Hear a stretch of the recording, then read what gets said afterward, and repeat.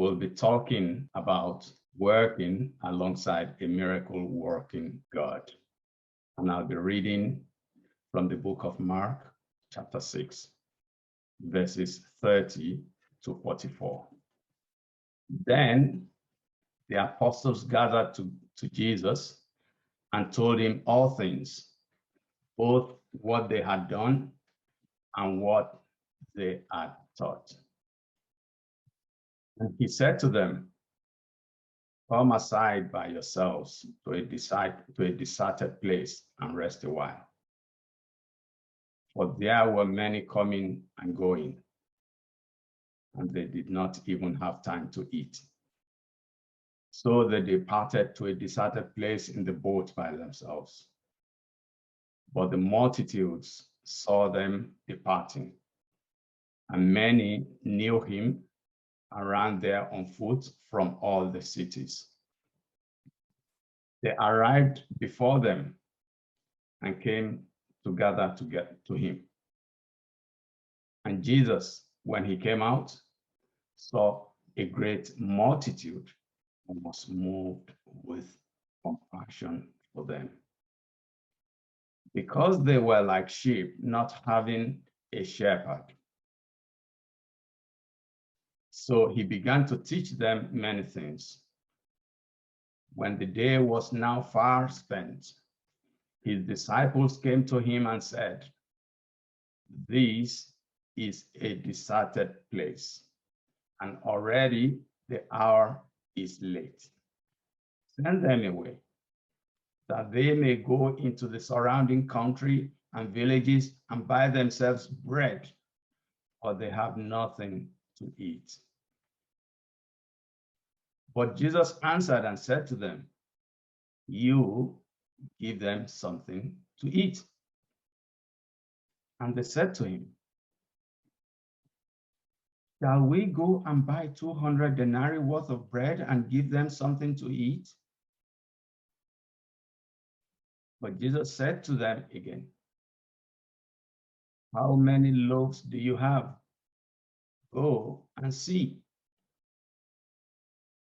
And when they found out, they said, 5 and 2 fish. Then Jesus commanded them to make them all sit down in groups on the grass, on the green grass. So they sat down in ranks, in hundreds and in 50s. And when he had taken the 5 loaves and the 2 fish, he looked up to heaven, blessed and broke the loaves, and gave them to his disciples to set before them. And the 2 fish he divided among them all. So they all ate and were filled.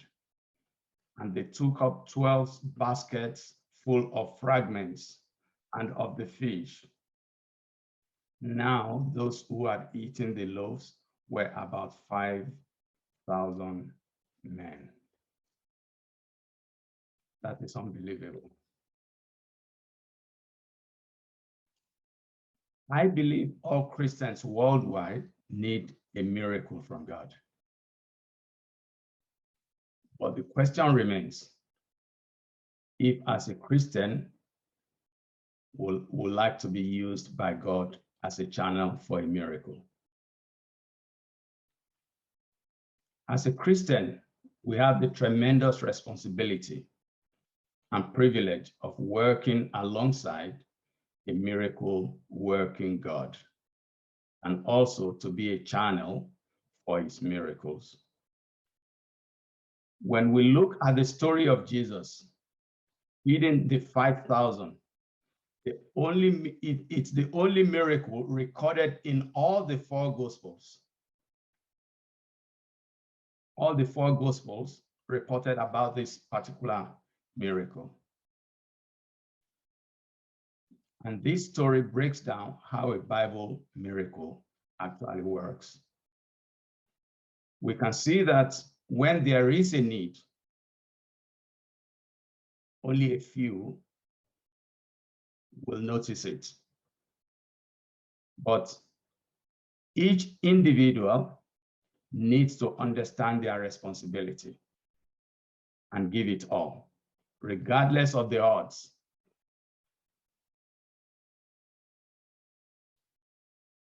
When the few sense this need and is communicated to all, then every single person needs to understand their responsibility and give it all.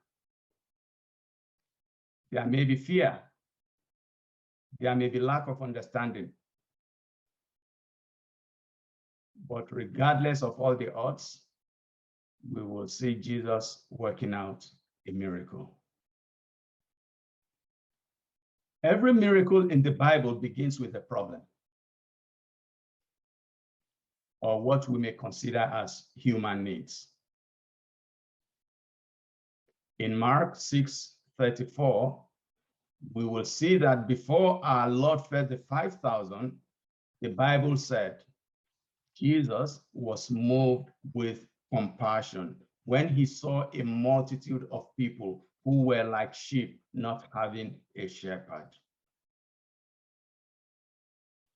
The problem posed by this huge crowd of spiritually hungry, bewildered, and hurting people was a catalyst for this miracle.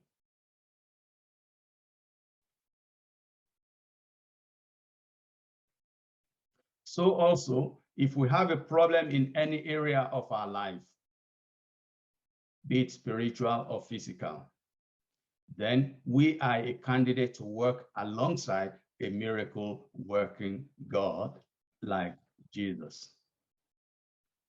He's the only one who had done this. He's the only one who can do it. Without doubt, I don't think there is anyone here listening today or who will listen thereafter that is without a problem in one area of his or her life. It could be in the family or in the business environment, maybe in work or in personal businesses. It could even be among the community of believers, or maybe in the community at large, maybe our neighbors with our neighbors or friends or things like that. So if this is true, then this is your ticket. It is an opportunity to a potential miracle from Jesus. Problems are mostly sensed by few within the community. As we can see in the chapter we've read, the Bible said Jesus taught this crowd all day until the disciples told him it was getting late. So the few disciples, just 12 of them, brought it to his notice. Lord, it's getting late. And these people had nothing to eat. We'll see that in verse 35 and 36. It was getting late. They have nothing to eat. The disciples were the ones who alerted Jesus that there was a problem. Only a few of them. Maybe only you need to sense a need for a miracle to occur. Majority is not needed. The disciples brought to Jesus the problem and a solution, because the Bible revealed to us that they suggested to Jesus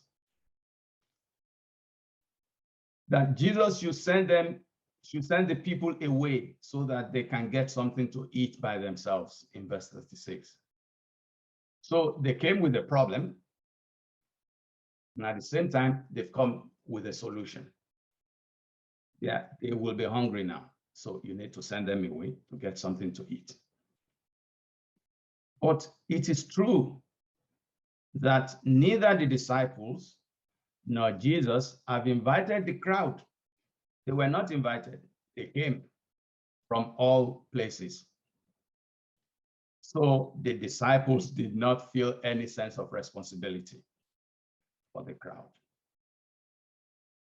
As far as feeding them is concerned, let them go into the countryside and look for food. So they wanted to get rid of these people in their own perspective. Their attitude was that the crowd are responsible for themselves. So please, Jesus, send them away to fend for themselves. But earlier in verse 34 of the chapter, we saw Jesus describing this crowd of people as sheep without a shepherd. Though they have not been invited, but they have need. And Jesus recognized their need. And he was ready to let them see that he is here to fulfill their need. There was need to show them that he will fulfill their need. That was why Jesus said earlier that they were like sheep that is lost. Many of us try to escape our responsibility to the world. When we look at the poor or hear about the poor and hungry, lonely and depressed, people who have problems in their lives and burdened, many of us, like the disciple, will say, send them away. They got themselves into this mess. Just like I hear so many people talk today, that why will Indira Modi open up the country for people to go and be performing rituals in the Gandhi River?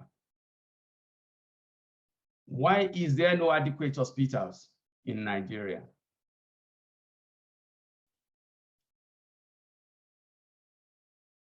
Because we do not feel responsible for them. But such an attitude misses the whole point of Christ and his teachings. We are responsible for our neighbors. In fact, the worse of our neighbor is, the more we are responsible to help them. The cause of their condition does not matter to us. Whether sin, self-inflicted, clear and understandable circumstances, Jesus said, feed them. Feed them. And that is why Jesus responded to his disciples by saying, you give them something to eat, in verse 37. Though we've not invited them, but these people are like sheep without shepherds. Go feed them, give them something to eat. So what can we see here? The same disciples were already calculating how many days' wages that feeding this crowd of people will cost them. And many of us are like that. I am like that sometimes.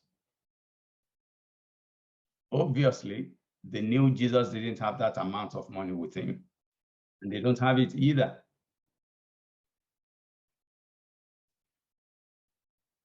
Look at what they said here. Shall we go and buy 200 denarii worth of bread and give them something to eat?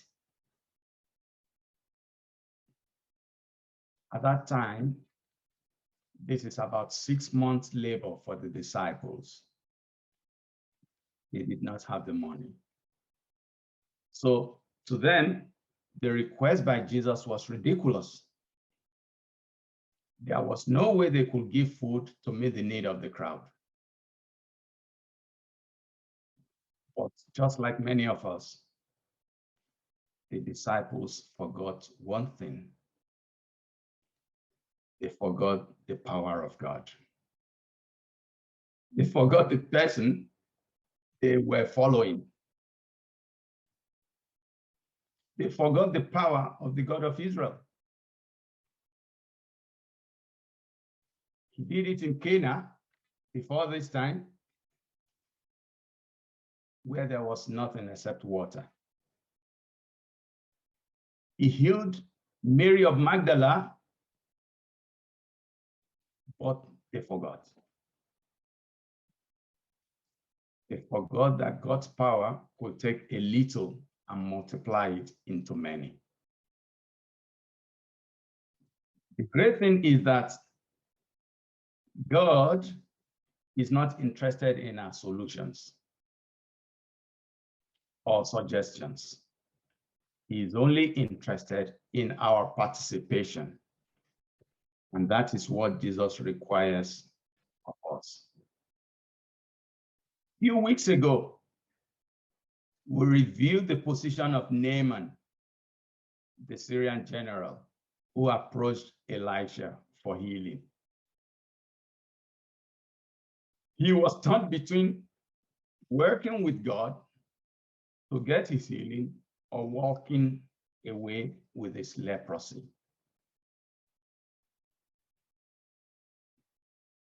God wants to involve you and me in his miracles. Are we ready? When we back away from that involvement, then we back away from our influence. What can we do? What can we contribute? And miss working alongside a miracle working God. Jesus is asking us today, what can we give? We all need to search and check what we can give today and every day. On a daily basis, how many loaves of bread do you have? How many loaves of bread do you have? In verse 38, Jesus asked emphatically, how many loaves of bread do you have? Go and check, go and see. The disciples checked and reported that a little boy had 5 loaves of bread and 2 small fish.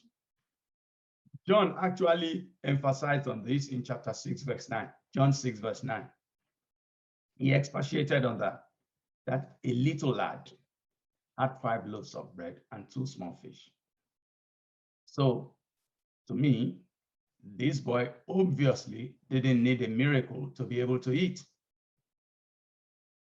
because he came with his food. He already had his food with him. But instead, what did the record say? Let's see.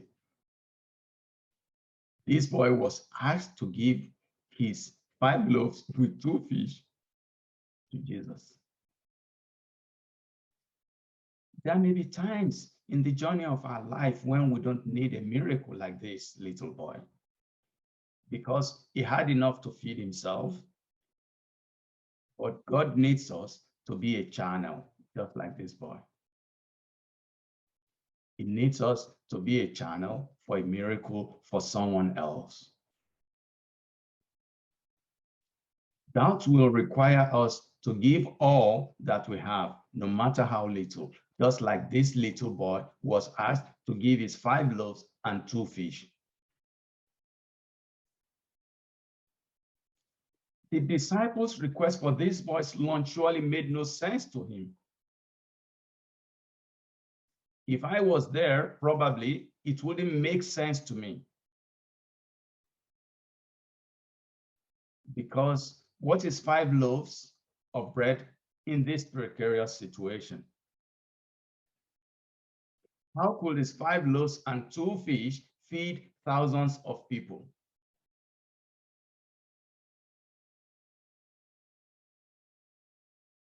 How many cylinders of oxygen will my 10-pound buy in India now, or Nigeria, or Seychelles? But he gave it to Jesus anyway. Let's see what happens. He gave it to Jesus.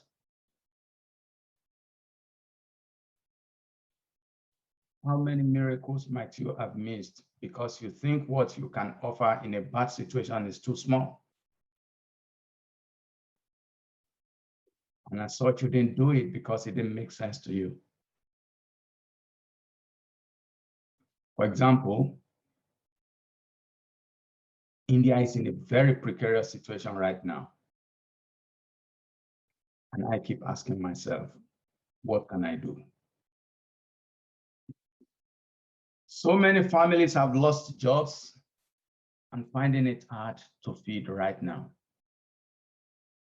How little or how much can you offer? Jesus is asking, how many loaves of bread do you have? Go and check. As a Christian, we must obey God, even when we are comfortable and don't need a miracle. When his commands don't make sense to us, when his instructions seem too simple to us, or when he asks for what seems to be too much, like he asked Abraham, go and sacrifice the only son that will make a nation on Mount Moriah. That was too humongous. It was. So we can never learn to trust God until we learn to obey him. And that's when the miracle happens. If Abraham did not obey, the miracle wouldn't have happened. There wouldn't have been ram, the goat. So if this little boy did not obey and given his little 5 loaves and 2 fish, there wouldn't have been miracle. Jesus took the little boy's lunch pack, thanked God for it, and instructed the disciples to distribute the food among the crowd of about 5,000 men. That is incredible. But you know the most incredible thing in a situation like this is that not only did everyone eat until they were full, there was still 12 baskets of leftover. From that very little that we thought was not even enough, now we have too much leftovers, 12 baskets full.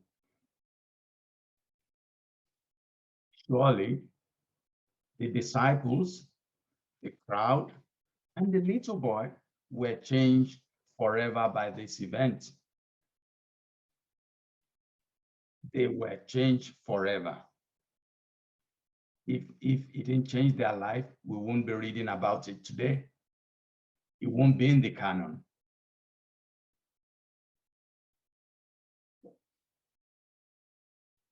The spectacular thing is that God takes whatever is given for his cause and he multiplies its purpose.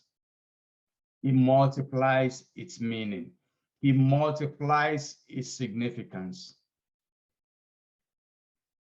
But the greatest miracle that occurs when we work alongside our miracle working God is what happens inside of us. Being God's channel changes our faith and increases our capacity for the way we can influence others with our Christian belief beyond anything we can imagine. So as we go into the week, let us think about what resources we are able to offer for God's purpose. Do not forget that you have something you can offer.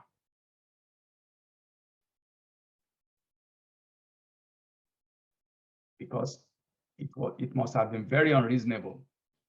5 loaves, 2 fish, that probably wouldn't be enough for me for now say for 5,000 people. But the Bible said they ate and they had 12 baskets full left. So no matter how little, do not forget the power of God to multiply your little resource. Check to see what you can give to those in need. Just like Jesus organized the distribution of the bread and fish among the crowd. The Bible said they sat in hundreds, in 50s, maybe in tens also. Let us think about how to give in an organized manner. Let us not forget to continue to give thanks for all that God has blessed us with. Because the Bible revealed to us that Jesus gave thanks before he started distributing the bread and the fish to the disciples.